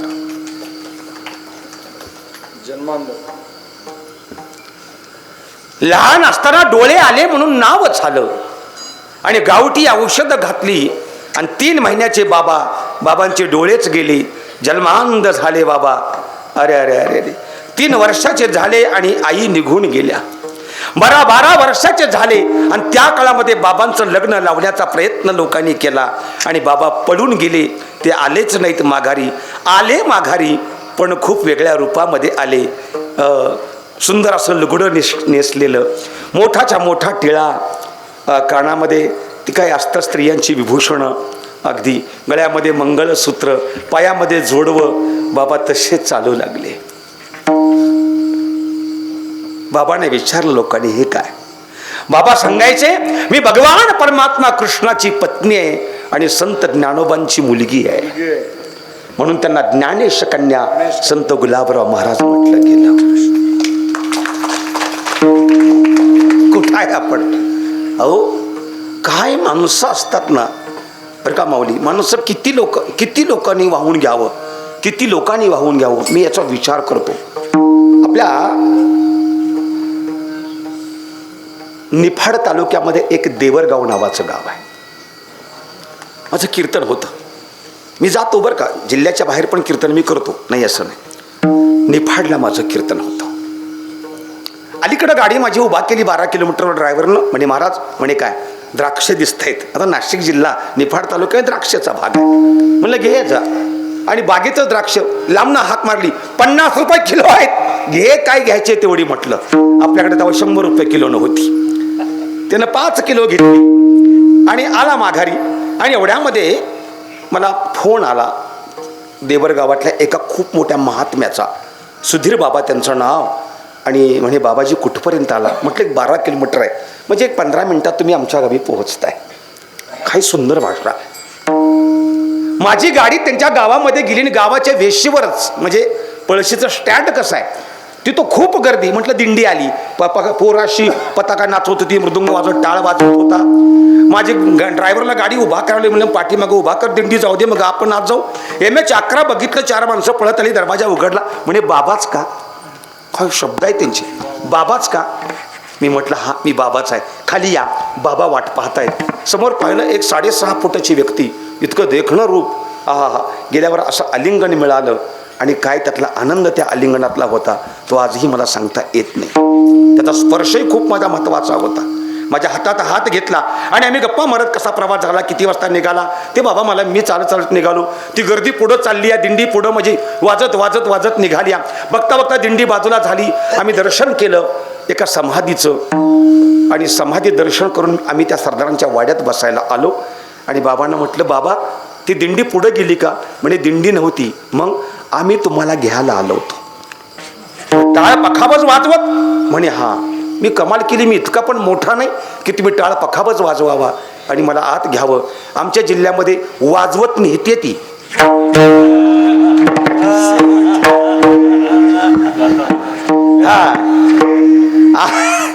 आमच्या जिल्ह्यामध्ये वाजवत नेते ती. तुम्ही मला वाजवत गावात आणलंय. मग मी विचारलं मला का तुम्ही वाजवत आणलं? माझा प्रश्न आहे त्यांना. मला आवडत नाही मोठेपणा. माझ्या पुढं महाराज कधी पदवी लावलेली मला आवडत नाही. वाणीभूषण, स्वरभूषण, नामकाभूषण, दमकाभूषण अजिबात नाही. मी त्यांना विचारलं हे कारण काय? मग त्यांनी मला सांगितलं ज्यांचा संजीवन समाधी उत्सव आहे त्यांचं नाव आहे, मूळचं नाव बालकृष्ण महाराज. त्यांचं नाव पुन्हा पडलं हरेकृष्णा महाराज. ते ज्यांची संजीवन समाधी आहे ते महाराज सातारा जिल्ह्यातले कराड तालुक्यातले मसूर या गावचे आहेत. ते फिरत आमच्याकडं आले. महाराज ओ या देवरगावच्या बाजूची 9 गावं, या 9 गावामध्ये 2 वर्ष कोरोना फिरकत सुद्धा नव्हता. ही ख्याती आमच्या फक्त बाबांचे. ते बाबा म्हणजे सातारा जिल्ह्यातले बाळकृष्ण. मग आमच्या लोकांना वाटलं साताऱ्याचे महाराज येत आहेत म्हणजे बाबाच्या माहेराचा माणूस येतोय म्हणून तुम्हाला प्रेमानं वाजवत आम्ही आणायला गेलो. बाकी कुणालाही आम्ही वाजवायला नेत नाही. मला इतका मुद्दा तुमच्याशी का मांडतो मी, इतका मुद्दा का मांडतो याचं एकच मेव कारण आहे. तर त्याच महाराजांच्या घरामध्ये एवढा मोठा तो लाडू गोपाल म्हणजे बालकृष्ण एवढा मोठा, त्याच्यापुढं कॅटबरी, त्याच्यापुढं काही खाऊ, Maggi, mobile, Tom and Jerry, Chhotu Motu Patlu वगैरे आधी आधी काय असेल ती तुम्हाला माहिती असेल हो, ते असं सगळं ठेवलेलं पुढं. मी थोडंसं विक्षिप्तपणे बघू लागलो, देवाच्या पुढं काही ठेवायची गरज आहे. मला इतकं सांगायचं आहे, माणसं किती स्वतःला वाहून घेतात तो माझा मुद्दा सांगत असताना त्यांनी मी हसलो म्हणून ते म्हणले, महाराज तुम्हाला हसू आलं? हा म्हणलं, हे माझं सर्वस्व आहे. कृष्ण माझी माता, कृष्ण माझा पिता, वडील बंधू चुलता, कृष्ण माझी सगळीच नाती त्याच्यासोबत जोडलेली आहेत. पण म्हणलं हे मला पटलंच नाही. नाही म्हणे, यात्रेवर मी त्याला घेऊन जातो, त्याला पाळण्यात बसवतो, जम्पिंग जपांगमध्ये बसवतो, आधी हा खरंच आहे हो. मी बघितलं, मी त्याचे स्टेटससुद्धा पाहतो अनेकदा, तर ते जत्रेत घेऊन जातात त्यांना, असं त्याला घेतात, फिरवतात वगैरे. मग त्यांनी मला सांगितलं, तुम्हाला कौतुक नाही वाटलं तर पण मी एक सांगू म्हणे, काय एक 15 दिवस तुम्ही माझ्यासोबत चला, 15 दिवस वृंदावनाला, आणि 15 दिवस तुम्ही माझ्यासोबत राहा. तुम्हाला 2 असे साधू दाखवतो की त्या साधूंना कधी वृंदावन सोडून बाहेर जाता येत नाही. मी विचारलं, का जाता येत नाही? अहो म्हणे, महाराज या भगवंताला, या राधारमणला कधीही जर लहर लागली तर तो बाळकृष्ण अवस्थेमध्ये जातो, रांगत रांगत रांगत रांगत त्या साधूंच्या घरामध्ये जातो. साधूंनी त्या भगवंताला पाहिला की साधूंना पाहणा फुटतो आणि माझा भगवान परमात्मा या साधूंचं स्तनपान करतो वृंदावनात. इतकंच नाही, स्वतः भगवान परमात्मा आजही वृंदावनात रासक्रीडा खेळतो. स्वतः झाडे सुद्धा जागा देवाकरता बदलत राहत असतात. या वृंदावनामध्ये राधारमणाची मूर्ती आहे 1.5 फुटाची. तिला उचलता येते, झोपवता येते, अंघोळ घालता येते, नाणी मोरीमध्ये नेता येते. रोज संध्याकाळी त्या भगवंताच्या मूर्तीला झोपवताना रोज संध्याकाळी लंगोट घालावी लागते. लंगोट,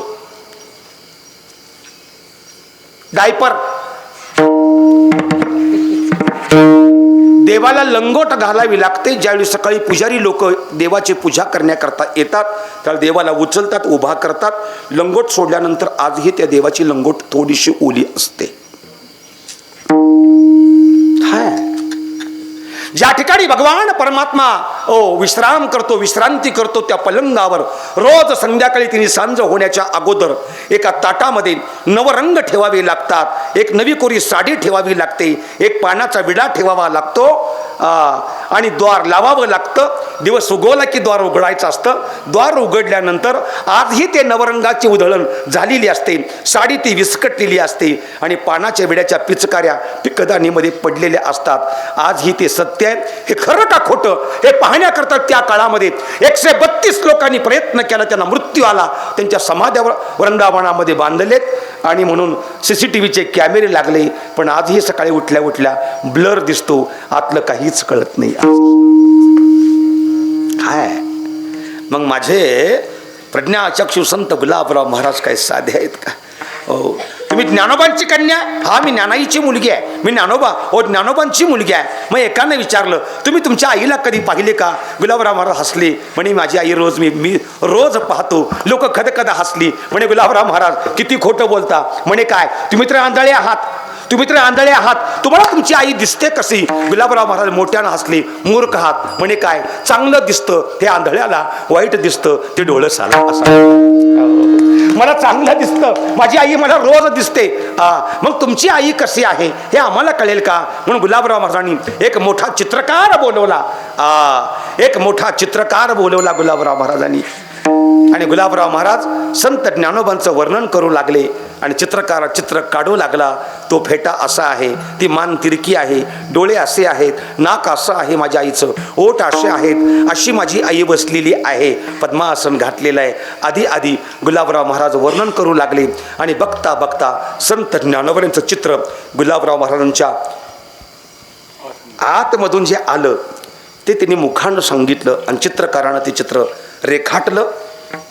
कधीही तुम्ही आळंदीला गेला तर माऊलींच्या मंडपामध्ये जे मोठंच्या मोठं जे चित्र लावलेलं आहे ते संत गुलाबराव महाराज यांच्या विचारानं ज्ञानोबांचं चित्र प्रगट झालेलं आहे. त्या दिवशी कळालं की यांना ज्ञानोबा म्हणतात. ते विदर्भातले प्रज्ञाचक्षु गुलाबराव महाराज, आरबट बाबा त्या भागातले.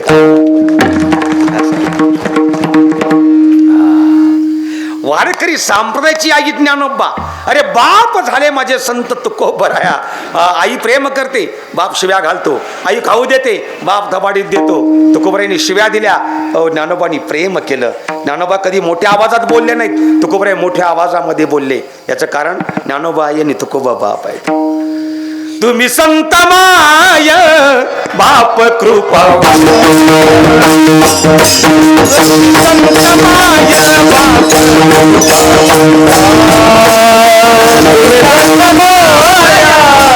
बाप कृपा, काय मी पतित कीर्ती म्हणू, काय मी पतित कीर्ती म्हणू. अवतार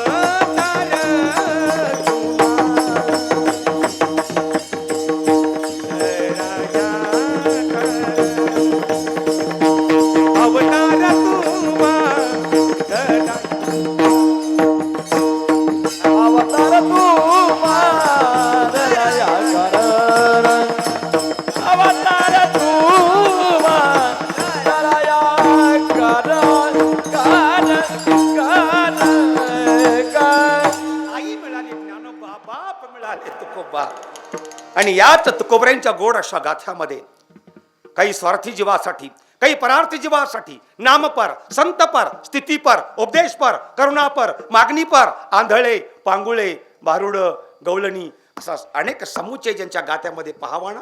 याच गाथ्यामध्ये एक संत नावाचं मोठं छानसं प्रकरण आहे. तुकोबराय वर्णन करतायत त्या संतांचं. वर्णन करणारे तुकाराम महाराज आणि ज्यांचं वर्णन आहे ते संत. तसं अभंगामध्ये संतांनी संतांचं वर्णन केलेलं आहे. याचं कारण ते एर्या गबाळ्याचे का मनोही. संतांचं वर्णन करण्याकरता संतच व्हावं. व्यवहार वेगळा आणि परमार्थ वेगळा.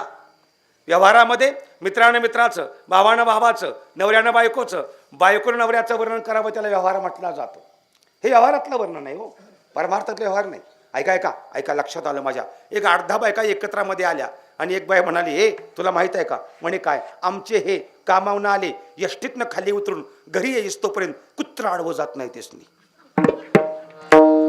इतका दरार आहे त्यांचा. त्या बायका बाई तोंडातच बोट घातल्या, पण एकीला माहित होतं, ती मोठ्यानं हसले. हे काय ऐकू नको व्हायचं, कुत्री घाबरत नाहीत. मग नवरा बेवडा आहे, रस्ता पुरत नाही चालायला.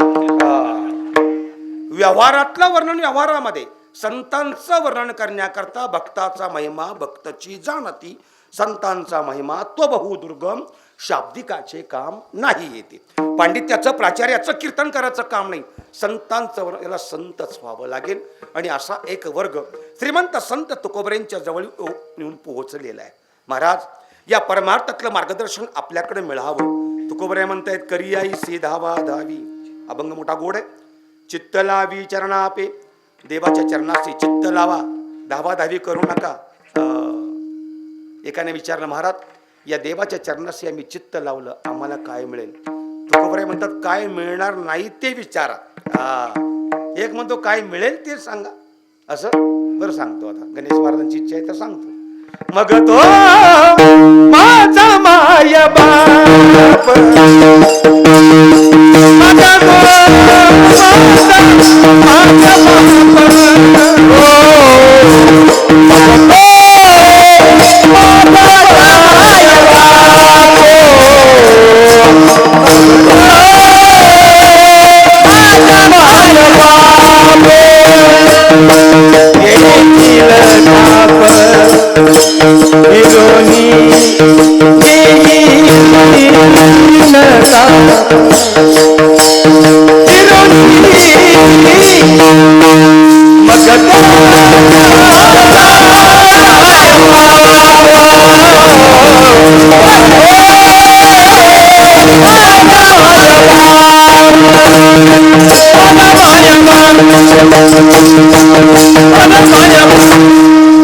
माझा मायबाप काय करतो रे?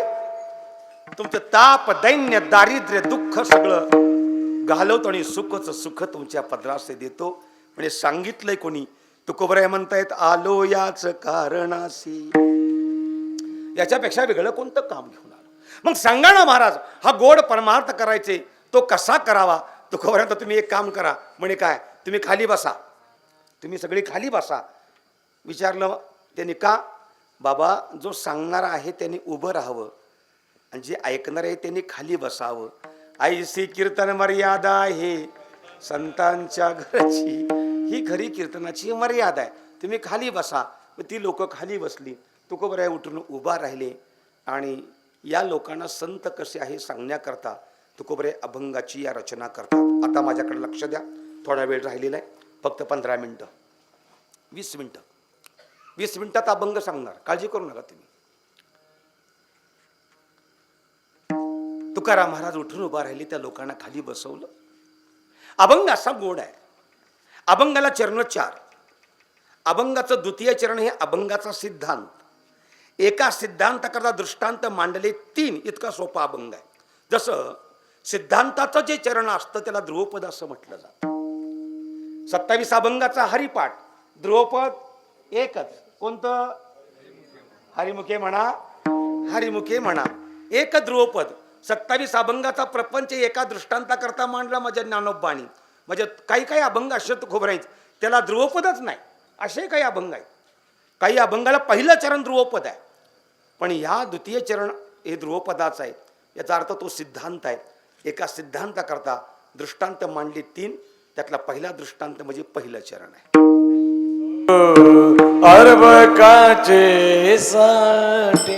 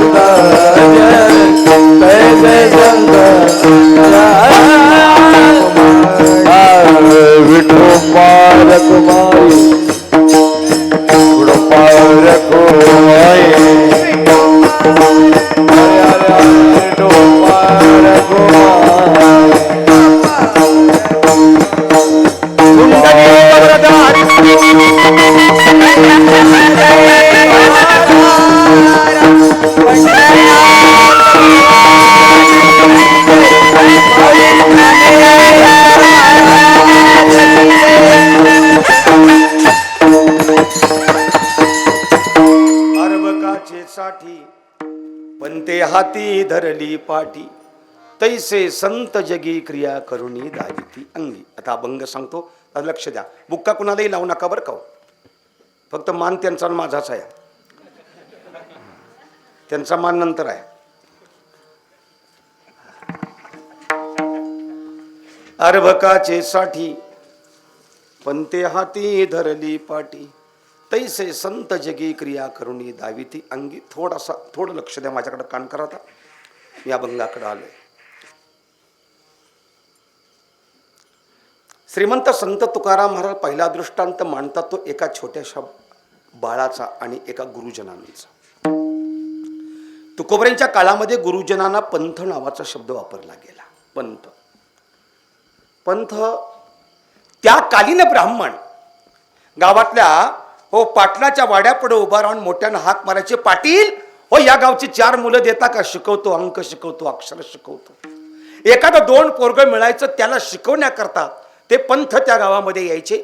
अशा अनेक गावातली मुलं ते शिकवायचे आणि वर्षाच्या शेवट सगळी मुलं एकत्रामध्ये करून तालुक्याला घेऊन ते जाऊन त्यांना परीक्षा द्यायला लावायच्या. त्यांना पंथ नावाचा शब्द त्या काळामध्ये वापरला गेला. ते पंथ तथा गुरुजी असा शब्द आहे. ते गुरुजी काय करतात, पंते हाती धरली पाटी, त्या बाळाचा हात हातामध्ये घेऊन, एका हातामध्ये पाटी देऊन व त्या बाळाचा हात हाताशी घेऊन अननसाचा, मक्याचा, अंकाची आणि अक्षरांची त्या बाळाला ओळख करून देत असतात. किती वेळा? वयाच्या 60व्या वर्षापर्यंत, नोकरी लागलेपासून वयाच्या 60व्या 58 वर्षापर्यंत ते गुरुजी त्याला तेवढं शिकवतात.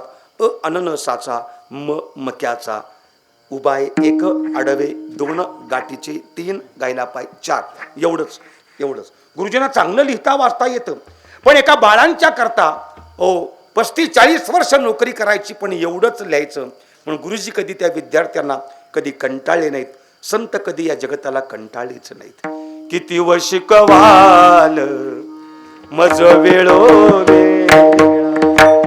मितया गोवळा रती किती व शिकवाल.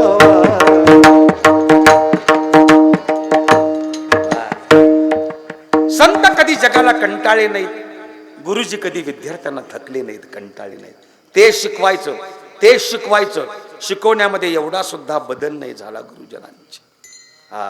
पूर्वीच्या काळातल्या शाळा इयत्ता 1ली ते 4थीचा वर्ग एकातच. जे 4थीला शिकवायचं तेच 1लीला, आणि जे 1लीला शिकवायचं तेच 4थीला. आता 1लीच्या 4 तुकडे आहेत, त्यांनाही पोरं मिळणार. ते कवा मॅडम? तुमच्या ती मोठ्या स्पर्धा सुरू झाल्या गेल्या. 1लीला शिकवायचं ते 4थीला पण उभा एक आणि 1लीला पण उभा एकच. अजिबात दप्तर नाही, काय नाही, टेन्शनच नाही, भांडवल काहीच नाही. एक पाटी एवढी पेन्सिल खिशात टाकायची, बेल वाजली की एका हातात चड्डी आणि एका हातामध्ये पाटी, पळतच जायचं. त्यातनं त्याला ठेच लागायची, ती पोर पडायचं, ती रडायचं, रडर शाळेत जायचं, ती पाटी फुटलेली एवढा तुकडा न्यायचा. गुरुजी हसायचे, काय झालं? पडलो. मग पाटी एवढी आणली, मेहरबानी य. सुंदर शाळा होत्या त्या, काय आनंद होता त्या शाळेचा. पुन्हा जाताना पडलं, ती पण बंबाली फुटली. घरी गेल्या मोठ्यानं आक्रोश केला त्यानं. आई म्हणे नको रडू, रडू नको, बाप जाणार आहे उद्या कोरेगावला, येताना बाजारात आणायला सांगते. कारण त्यावेळी बाजाराशिवाय काही असल्या वस्तू मिळतच नव्हत्या. असला काळ होता, बाजाराशिवाय वस्तूच मिळत नव्हत्या. बाप एवढा हुशार, 2 पैसे वाढते घातले, पण येताना पाटी पत्र्याची घेऊन आला, आता फोडून दाखव. पण त्या पोराने इतका अभ्यास केला की त्या पत्र्याचा पाटीचा काळा रंग गेला, नुसताच राहिला पत्रा. पुन्हा रडायला लागला, आई आता हे पत्रात राहिलाय, देतो फेकून उकिरड्यावर. मला अभ्यास करता येत नाही. आई म्हणे बाप जाणार आहे उद्या कोरेगावला, दुसरी आणायला सांगते, पण पत्रा टाकू नकोस. त्या काळची आई खूप हुशार, त्या पत्र्याचाही तिने उपयोग केला. जाऊ दे विषय, मला बाकीचा पण आई त्या काळातली खूप हुशार होती, खूप आई हुशार होती. काही सुंदर शाळा होत्या, काय त्या आनंदाच्या शाळा होत्या. म्हणून गुरुजी कधी कंटाळले नाहीत. संत माझे या जगताला कधी कंटाळलेच नाहीत, कधीच नाही. पण पहिला दृष्टांत एका गुरुजींचा आणि बाळाचा मांडला. पण ध्रुवपद मांडताना म्हणतात, तैसे संत जगी क्रिया करुणी दाविती अंगी. कुणाप्रमाण? पंथाप्रमाण. तसे संत आहेत, या जगताला क्रिया करून दाखवतात. शिक्षिका, अंगणवाडी सेविका, नाच रे मोरा, आंब्याच्या बनात आधी नाचून दाखवतात. तशीच पोरं क्रिया करतात. ज्याप्रमाणे पंथ या छोट्या छोट्या बाळांच्या पुढे क्रिया करतात, तसेच माझे संत या जगतापुढे क्रिया करत राहतात. म्हणून तैसे संत जगी क्रिया करुणी दाविती अंगी. कुणाप्रमाणे? गुरुजींच्या प्रमाणे.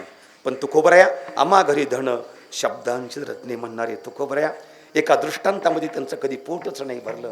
मग दुसरा दृष्टांत मांडला, बाळकाचे चाली माता जाणून पाऊल घाली. तिसरं चरण सांगतो तुम्हाला. एक आई आपल्या बाळासाठी बाळाला चालवायला शिकवताना काही सुंदर प्रमाण आहे. बाळकाचे चाली माता जाणून या शब्दाखाली अंडरलाईन करा. आई अशी वागते बाळाला शिकवण्यासाठी, आणि आई हळूहळू पाठीमाग सरते. पण आई त्या बाळाच्या पावलाकडे लक्ष घालते. माझ्या बाळाचा पाऊल किती मोठा पडतो तेवढाच मोठा पाऊल आई टाकते. याचं कारण न जाणून माझा पाऊल मोठा पडला तर माझं बाळ पडेल याची जाण माझ्या आईला आहे. म्हणून तुकोबाराय म्हणतात माता जाणूनी असा शब्द आहे, महत्वाचा शब्द आहे. आई आपला पाऊल बाळासाठी जाणून टाकते. संतांनी आपला प्रत्येक पाऊल या जगतासाठी प्रत्येक पाऊल जाणून टाकला. कुठं चालावं कुठं नाही चालावं, टाळी वाजवावी गुढी उभारावी वाटती चालावी पंढरी. कुठं चालावं हे माझ्या संतांनी शिकवलं. कुठं चालावं हे माझ्या वारकऱ्यांनी माझ्या संतांनी शिकवलं. मग अशी आलो हरिपाठ चालला होता. हरिपाठ महाराज काय सुंदर शिकवत होते. महिला मंडळ फुगड्या खेळत होतं, पुरुष मंडळी फुगड्या, एवढी एवढीशी बाळं सुंदर नाचत होती. मला मोठी मौज वाटते. गावाकडं सप्ताह असतो ना, गावातला सप्ताह, मग गावातली बरीचशी पोरं येते ती हरिपाठात नाचायला. मग अशी आमसारखी मंडळी त्या पोरं म्हणतात, ते म्हणतात ए असा उजवा पाऊल पुढं करायचा आणि डावा पाय पाठीशी, उजवा पाऊल पुढं करायचा आणि डावा पाय पाठीशी. याला पाऊण म्हटलं जातं. हा, ही वारकऱ्यांची चाल आहे, वारकऱ्यांची पाऊल आहे. असा पाऊल टाकायचा उजवा पाऊल. पण नाही हो, ते डीजेत नालेलं असतं, त्याला किती शिकलं तर ते असंच करणार. डावा पाय अवगुणीच नाही नाही. आई आपला बाळ, आई बाळासाठी आपला पाऊल जाणून टाकते. संतांनी प्रत्येक पाऊल या जगतासाठी जाणून टाकला गेला. हा, म्हणून ज्ञानोबा तुकोबांचं नाव आहे. ज्ञानोबा तुकोबांचं नाव इतकं महान आहे. एक दृष्टांत देऊ 2 मिनिटाचा आणि थांबतो लगेचच. छत्रपती शिवरायांना माँसाहेबांनी चालवायला शिकवलं. चालवायला या शब्दाचा अर्थ असा काढू नका की रस्त्यानं आईनं चालवायला शिकवलं म्हणजे आईचं कार्य झालं. गुरुजी आणि आई जगाच्या पाठी 2च अशी आहेत की मुलं घडवायची का मुलं बुडवायची हे त्यांच्याच हातात आहे. त्याचं नाव आई आहे. माँसाहेबांनी राजांना चालवायला शिकवलं. माँसाहेबांनी अनेकदा ज्ञानेश्वरी वाचलेली होती, अनेकदा ज्ञानेश्वरी वाचलेली होती. एक ओवी सांगतो म्हणजे लक्षात येईल. ज्ञानोबांची ओवी आहे. जगी कीर्ती रुढवी, जगी कीर्ती रुढवी, स्वधर्माचा मानो वाढवी, या भारापासून सोडवी मेदिनी हे.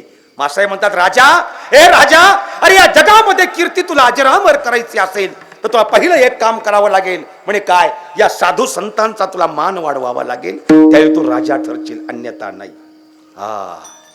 अन्यथा नाही. तुला साधू संतांचा मान वाढवावा लागेल. आणि म्हणून छत्रपती शिवरायांनी संत तुकोबरायांना एक नजराणा पाठवला. अशी आख्यायिका आपणास माहीत आहे. दिवट्या, छत्री, घोडे आदी आदी या सगळ्या गोष्टी पाठवल्या गेल्या राजांनी संत तुकोबरायांच्याकडं. तुकोबरायांनी त्या पाहिला नजराणा आणि असा हात लावला आणि 11 अभंगाचं पत्र लिहिलं तुकोबरायांनी आणि त्यांच्या ताब्यात दिलं. माझ्या राजाला हे माझं पत्र द्या की त्या पत्रामध्ये तो अभंग आहे. सोने रुपये आम्हा, मृतिके समान, माणिक पाषाण, खडे जैसे. 11 अभंगाचं पत्र लिहून पाठवलं. राजाने ते पत्र वाचलं. राजांना आश्चर्य दुःख झालं आणि माझा राजा रात्रभर झोपला नाही. त्या ओसरीमध्ये एरधाऱ्या घालत होता. का? राजांना एकच दुःख. तुकोबरायांना असं वाटलं का की शिवाजी महाराज स्वतःची श्रीमंती दाखवण्याकरता मला नजराणा पाठवतो म्हणून. पण माझी प्रामाणिक इच्छा अशी नाही. माझी एकच इच्छा आहे, ही समाज प्रबोधन करणारी मंडळी 1-1 महिना 2-2 महिने घरातनं बाहेर पडतात आणि महिन्या 1.5 महिन्यानं घरी गेल्यानंतर घरातली माणसं आरती घेऊन उभा राहतात. या मग प्रबोधनाचं कार्य कमी पडतं. माझ्या तुकोबरायांच्या प्रबोधनाचं कार्य कमी पडू नये आणि घरच्या लोकांनी आनंदात खावं, आनंदात मस्तीत जगावं ही माझ्या राजांची इच्छा. याचं कारण छत्रपती शिवराय म्हणतात, आमच्या शस्त्रापेक्षा संत तुकोबांच्या शब्दाचं शस्त्र या समाजाला खूप मोठं आहे. आणि म्हणून तुकोबरायांनी आपलं कार्य करत राहावं आणि घरच्या लोकांनी आनंदात राहावं. म्हणून मी नजराणा पाठवला. तो नजराणा माघारी आला. यात पहाट झाली आणि एक मावळा धावत आला. मुद्रा केला. राजा रातभर झोपला नाही. आपण तब्येतीला त्रास होईल. राजे म्हणतात, बरं झालं तू आलास. एक काम करतो. म्हणे काय? मला एक मोठाच्या मोठा नारळ शोधून देतोस. छत्रपती शिवरायांचं ते राज्य होतं. राजांच्याकडे नारळ नसावा मोठा. ते काय आपला सप्ताह का बिना पाण्यास द्याला नाही. म्हणजे मी तुम्हाला काय म्हणतोय असा मुद्दा नाही. घरी गेल्यावर आम्हाला जोडं खायला लागते ती. पाण्याचं पण नाही आणायचं होय.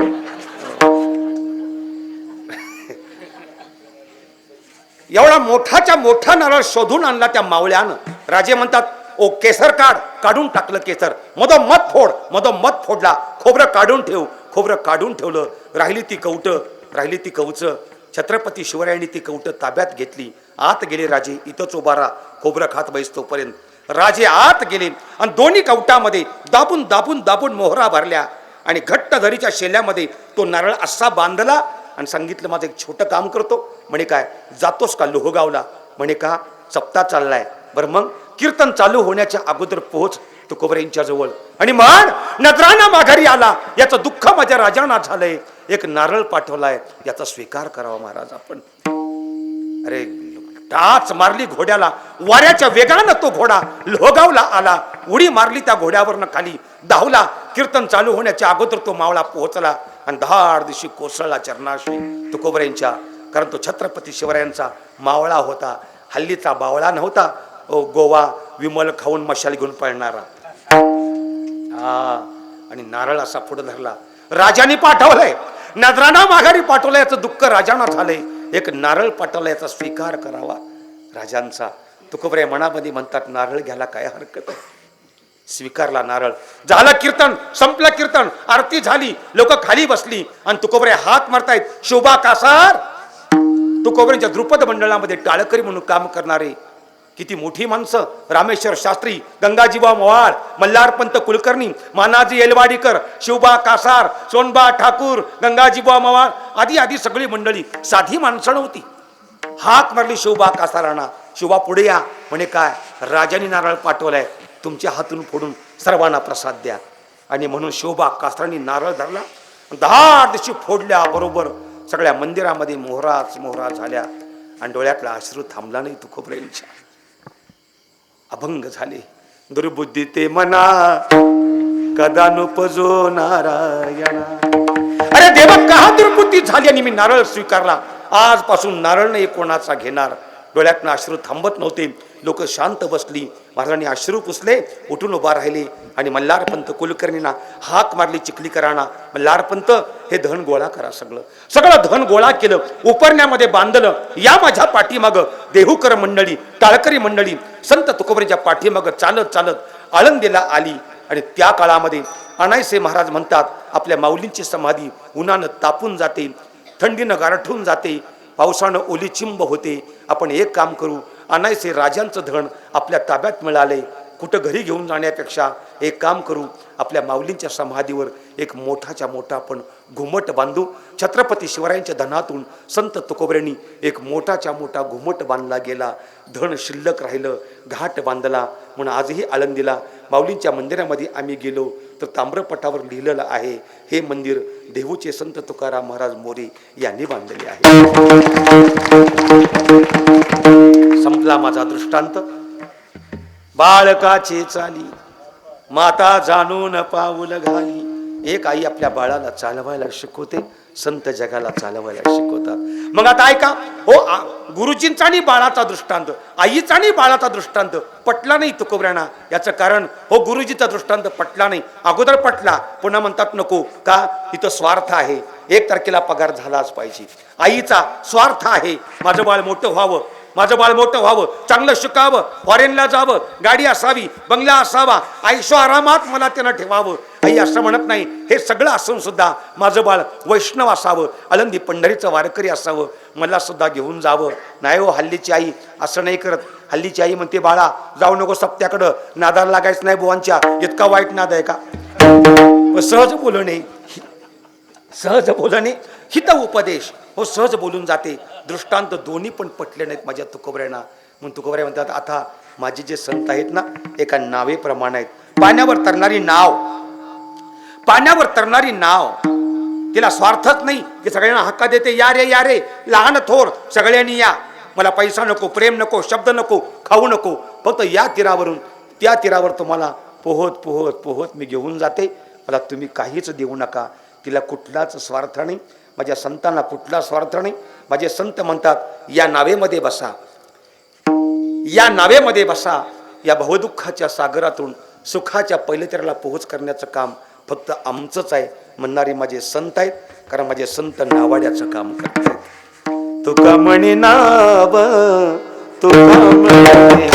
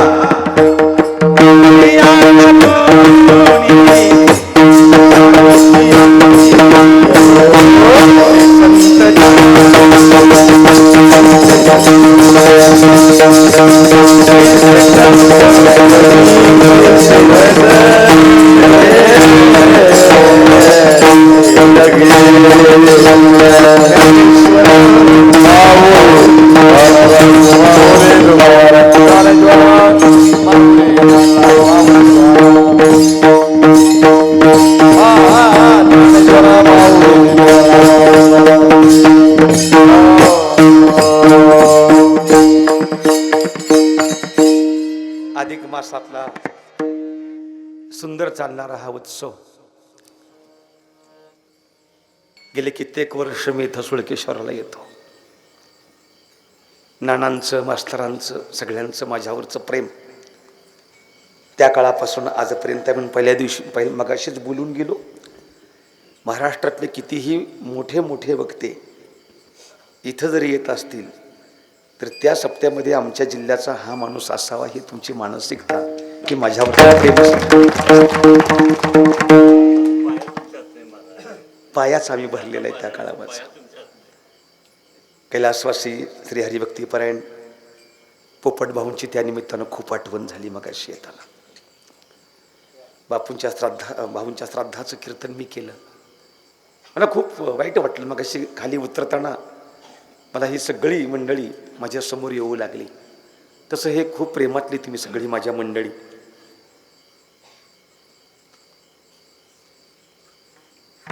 मास्तर असतील, नाना पुढं बसलेत, सुरेश गायकवाड, शंकरदादा आहेत, शंकर शामराव गायकवाड, तानाजी गायकवाड, पोपट शिवराम गायकवाड, भारत बहिटे, प्रवीण पिसाळ, डॉक्टर दीपक पिसाळ, सूर्याजी पिसाळ, शिवाजी गुरुजी, सुळकेश्वर मंदिरावर खूप मोठं प्रेम करणारी सगळी मंडळी. आणि याच निमित्तानं आदरणीय पूजनीय कैलासवासी भावना मी श्रद्धांजली वाहतो की जो शेवटच्या श्वासात सुद्धा म्हणतो की सुळकेश्वरा मी आता येतो बरं का. हो, केवढं मोठं प्रेम आहे या सगळ्या मंडळींचं, आणि या सगळ्यांनी माझ्यावर तितकंच प्रेम केलं म्हणून सर्वांचं दर्शन घेतो. आजच्या कार्यक्रमाच्या निमित्तानं आरबट महाराजांची साथ आहेच, त्यासोबत आदरणीय पुष्पाताई आहेत, माने मॅडम माझ्यासोबत आलेत. पुष्पाताईंच्या खूप जवळच्या मैत्रिणी त्यांच्यासोबत असतात नेहमी, त्याच आहेत. या मुली गुजरवाडीच्या आहेत, खूप छान आहे त्या मुली. ही सगळी महाराजांची मुलं, आपण सगळी मंडळी, टाळकरी मंडळी, हार्मोनियम वादक, दोन्ही पखावाचे, चोपदार, सर्वांचं मी दर्शन घेतो. कारण या मुलींना पाहिलं आणि इथं एक मुलगा जो आलेला आहे तो या सातारा जिल्ह्यातल्याच एक महिला कीर्तनकार आपल्या सविताताई महाराज धनवडे यांचा हा मुलगा आहे. नॅशनलचा खेळाडू आहे तो, व्हॉलीबॉलचा. त्याच्या आईनं तथा म्हणजे सविताताई महाराजांनी एक ज्ञानाई गुरुकुल, ज्ञानाची गंगा, संस्काराची दिशा, मुलींची वारकरी शिक्षण संस्था एक नवीनच त्या चालू करत आहेत. श्रद्धाश्रम म्हणून खिंडवाडीमध्ये आहे, हायवे टच आहे. इयत्ता 4थी ते 11वी 12वीच्या मुलींच्या करता शास्त्रीय गायन, वारकरी भजन, भगवद्गीता, संगीता, हरिपाठ, पखावज वादन, कीर्तन, प्रवचन, शालेय शिक्षण, ध्यानयोग आणि राहण्याच्या सगळ्या व्यवस्थेत जिथल्या तर सुविधा आहेतच. असं एक सुंदर आपल्या मुलींच्यासाठी एक वारकरी शिक्षण संस्था ही महिला काढते. मी आपणा सर्वांना विनंती करेन की मी मगाशी एक वाक्य बोलून गेलो, इथून पुढच्या काळामध्ये तारला तर फक्त वारकरी संप्रदाय आम्हाला तारणार आहे, बाकी कोण तारून नेणार नाही. कितीही वारकरी संप्रदायावर मीडियावर कितीही बालंटे येऊ देत, पण वारकरी संप्रदाय आहे असाच आहे, एवढा सुद्धा डगमगत नाही. किती कुणी काय वाचलं, किती कुणी काय म्हटलं तर लोक असं म्हणत नाहीत की सप्ताह बंद केला पाहिजे, अजिबात नाही. कारण ज्ञानोबा तुकोबांची आपण लेकर आहोत. माझी विनंती आहे या पंचक्रोशीतल्या लोकांना, आपल्याला जर वाटली इच्छा असेल तर शालेय शिक्षणाची खूप सुंदर सुविधा तिथं आहे. आपली मुलगी तिथं धाडावी, शालेय शिक्षण घडेल आणि वारकरी संप्रदायाची कला आपली आळंदीपर्यंत जाण्याची ही नाही, पण आपल्या जिल्ह्यामध्ये जर ह्या गोष्टी, माझ्या योगेशने ही संस्था चालू केली. मला विचारलं, दादा मी संस्था चालू करतो आहे, मी आठवणी सांगितलं करा म्हणून, पण त्यांचे स्टेटस पाहतो त्याला ही मुलं नाटपाठ करतात, हरिपाठ पाठ करतात, नाचतात, हे करतात. त्यामुळे खूप मला बरं वाटलं. कारण मी त्यांना पहिल्यांदा सांगितलं होतं, माऊली योगेश नाही इथं, पण मी सांगितलं होतं त्याला, धंद्याला म्हणून पोरं वापरू नकोस बिचाऱ्या. कारण हल्ली इतकं वाईट चाललं आहे की कुणाचं लग्न असलं तर श्रीवंदनाला आता माणसं बँड येणार, ती पोरं न्यायला लागले. तेव्हा नाही बघितलंय मी स्टेटस, मी लोकांचं अनेक, का दुर्बुद्धी लोकांना अशी व्हायला लागलेली आहे ती होऊ देऊ नका. आणि म्हणून जर कुणाच्या जर मुली द्यायच्या असेल तर त्यांच्या पॉम्पलेट इथं कुठे लावलेत या मुलानं, त्याच्यावर नंबर आहेत, आपण त्यांचे संपर्क करून बोलावं अशी विनंती करतो. आणि माझ्या बोलण्याला विराम. जे काही चांगलं बोललो ते माझे आजोबा वैकुंठवासी पारणाचार्य पुंडलिकजी महाराज वेळुकरांचे शब्द असावे. चुकीचं असेल माझ्या वाणीचा दोष, निम्नते पुरते अधिकते सरते, करून घ्यावे तुमते, विनवितो असे पास करतो नानाथा. तुकाराम तुकाराम.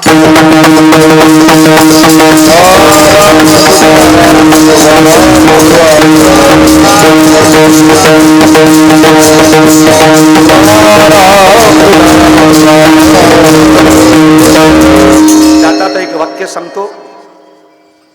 वाक्य सांगतो जाता आता. महिला मंडळ आठवणी नाही का, ज्यांच्या घरामध्ये सकाळ आणि संध्याकाळ 2 वेळा मोठमोठ्या आवाजामध्ये ज्ञानेश्वरी वाचली जाते, त्या घराला त्रिपिंडी श्राद्ध, नारायण नागबली, कालसर्प, अन्यत्र कुठल्या पूजा, कुठल्या देवाला जायला गरज लागत नाही. इतकी ज्ञानेश्वरीची ताकद मोठी आहे. ती किती ताकद आहे, ती किती ताकद आहे. निवांत बसल्यानंतर नानांच्या जवळ बसा आणि नानांना विचारा ज्ञानेश्वरी काय करते.